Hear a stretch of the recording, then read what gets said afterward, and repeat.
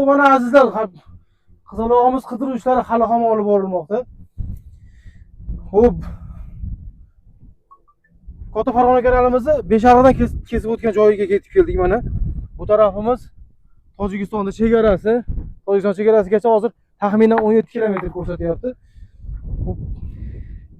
Qidiruv ishlari olib borilmoqda va bunaqangi mana to'silib, to'xtab qolish ehtimoli bo'lgan joylarda juda ham sinchkovlik bilan kuzatib qarab yuribmiz.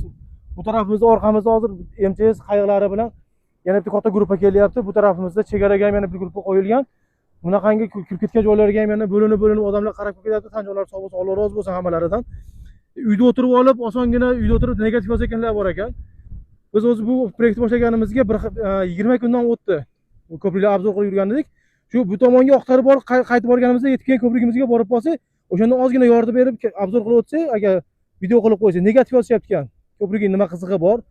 Bundan ko'ra oqtarsam bo'lmaydimi deb. Biz qidirib oqtarib yuribmiz mana shu yo'ldamiz inshaalloh. Alloh o'zi kifoya qilsin hammaga. Hammamizni kelib qo'lingdan kelsa yordam beringlar, qo'lingdan kelmasa kelish. Duoda bo'lib turasizlar inshaalloh. Bu qizalog'imiz tez orada topilsin. Hammamiz shu niyatdamiz.